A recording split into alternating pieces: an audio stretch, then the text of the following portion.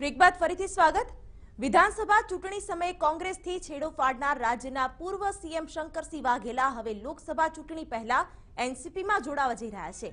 આજે અમદાવાદમાં યોજાનાર એનસીપીના સંમેલનમાં શરદ પવારની હાજરીમાં તેઓ વિધિવત રીતે એનસીપીમાં જોડાશે। કોઈપણ પક્ષ સાથે નહીં જોડાવાની વાત કરનાર શંકરસિંહ વાઘેલા હવે શરદ પવારની એનસીપીમાં જોડાશે। આ એ જ શંકરસિંહ વાઘેલા છે કે જેમણે 2017માં વિધાનસભાની ચૂંટણી અગાઉ કોંગ્રેસને રામ રામ કરી દીધા હતા। તે સમયે બાપુએ એવું નિવેદન કર્યું હતું કે તેઓ રાજકારણમાં સક્રિય રહેશે, પરંતુ કોઈ પણ પક્ષ સાથે નહીં જોડાય। શંકરસિંહ વાઘેલાનું એનસીપીમાં જોડાવું તે લોકસભા ચૂંટણી માટે સૂચક મનાઈ રહ્યું છે। આગામી ચૂંટણીમાં શંકરસિંહ વાઘેલા અથવા તો તેમના પુત્ર મહેન્દ્રસિંહ વાઘેલાને એનસીપીના ઉમેદવાર બનાવવામાં આવે તેવી પણ શક્યતાઓ પ્રબળ બની છે।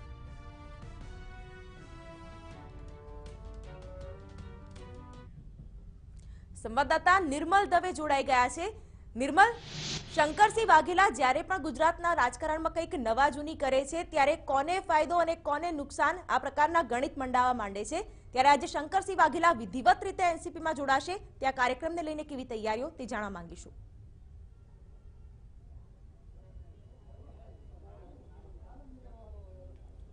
શિવાની, શંકરસિંહ વાઘેલા જ્યારે પણ કોઈ પક્ષ સાથે સંકળાતા હોય છે તેવા સમયમાં રાજકીય ઉથલપાથલ તો ચોક્કસ થતી હોય છે, પરંતુ અત્યાર સુધીનો જે સિનારીઓ જોવા મળ્યો છે તે પ્રમાણે શંકરસિંહ વાઘેલાની સાથે સાથે જે પણ ધારાસભ્યો તેમની સાથે ગયા હોય તેમની રાજકીય કરિયર પૂરી થતી હોય તેવું પણ જોવા મળી રહ્યું છે। પરંતુ વાત જ્યારે કરવામાં આવે તો શંકરસિંહ વાઘેલા ગુજરાતના રાજકારણમાં મુખ્યમંત્રી તરીકે પણ સક્રિય રહ્યા હતા। ત્યારબાદ તેઓ જ્યારે ભાજપ અને કોંગ્રેસ પક્ષની બંને પક્ષની નાડ જ્યારે તેઓ પારખે છે તેવા સંજોગોમાં બંને પક્ષના પ્રદેશ પ્રમુખ તરીકે પણ તેઓ રહી ચૂક્યા છે। ગુજરાત રાજકારણના સૌથી સક્રિય નેતા તરીકે શંકરસિંહ વાઘેલાનું યોગદાન રહ્યું છે, પરંતુ કોઈ પણ પક્ષને વફાદાર નહીં રહેવું તે શંકરસિંહ વાઘેલાનો અત્યાર સુધીનો સિનારીઓ જોવા મળી રહ્યો છે। કોઈ એથિક્સ ન જોવા મળતા હોય રાજકારણના તેવું તેના પરથી લાગી રહ્યું છે, પરંતુ આજે શરદ પવારની હાજરીમાં તેઓ વિધિવત રીતે એનસીપીમાં પ્રવેશ મેળવશે। જે ફાયદાની વાત કરવામાં આવી શિવાની, તો ફાયદો શક્યતઃ એનસીપીને તો મળશે જ, પરંતુ વધારે ફાયદો શંકરસિંહ વાઘેલાને મળી શકે તેવું લાગી રહ્યું છે, કેમ કે લોકસભાની જે બે બેઠકો છે, ચાહે ગોધરાની વાત કરવામાં આવે કે અન્ય બેઠકની વાત કરવામાં આવે, બંને બેઠકો પૈકીની એક બેઠક પરથી તેઓ લોકસભાની ચૂંટણી પણ લડી શકે તેમ છે।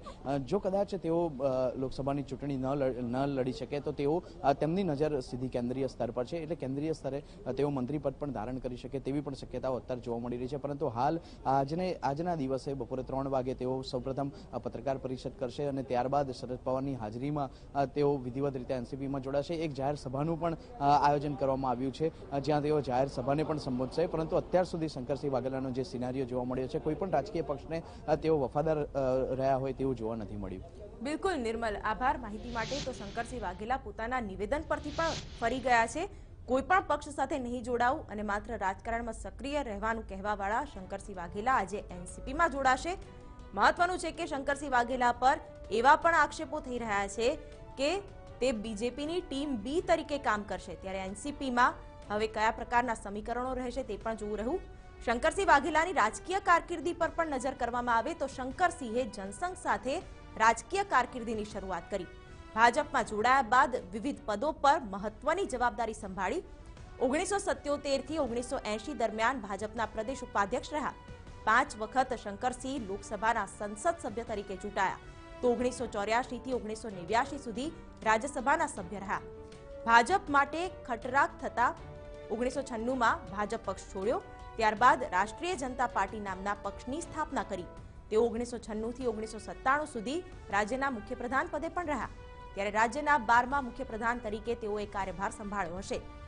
રાજપા કોંગ્રેસમાં ભળી જતા કોંગ્રેસ પક્ષ સાથે જોડાયા, તો 2004માં તેઓ કેન્દ્ર સરકારમાં કપડા પ્રધાન પદે પણ રહ્યા, તો 13મી વિધાનસભામાં વિપક્ષના નેતા તરીકે જવાબદારી સંભાળી। 2017ની લોકસભાની ચૂંટણી પહેલા 2017ની વિધાનસભાની ચૂંટણી પહેલા તેમણે કોંગ્રેસમાંથી રાજીનામું આપ્યું અને હવે લોકસભાની ચૂંટણી પહેલા ફરી એકવાર રાજકારણમાં સક્રિય થયા છે।